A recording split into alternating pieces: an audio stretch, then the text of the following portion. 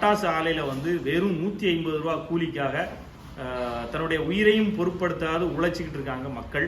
வேற வழியே இல்லாமல் தன்னுடைய வாழ்வாதாரம் அதுதான், அதுக்காக உழைச்சிக்கிட்டு இருக்காங்க.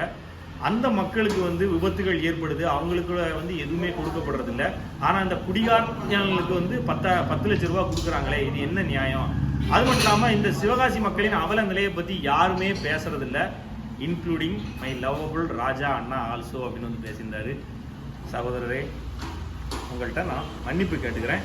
நான் இதை வந்து பேசியிருந்துருக்கணும். எனக்கு இது வந்து என்னுடைய பார்வைக்குள்ளே வராததுனால நான் வந்து இதை பேசலை. இன்னைக்கு உங்களுக்காக நான் இதை பேசுகிறேன், என் மக்களுக்காக. நீங்களும் என்னுடைய சகோதரர், நீங்களும் என்னுடைய மக்கள் தான்.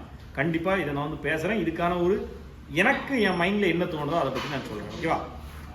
குட்டி ஜப்பான் என்று அழைக்கப்படும் சிவகாசி. ஏன் வந்து குட்டி ஜப்பான் வந்து சிவகாசி அழைக்கிறாங்கன்னு உங்களுக்கு தெரியுமா? ஜப்பானிய மக்கள் வந்து உழைப்புக்கு பெயர் போனவர்கள்.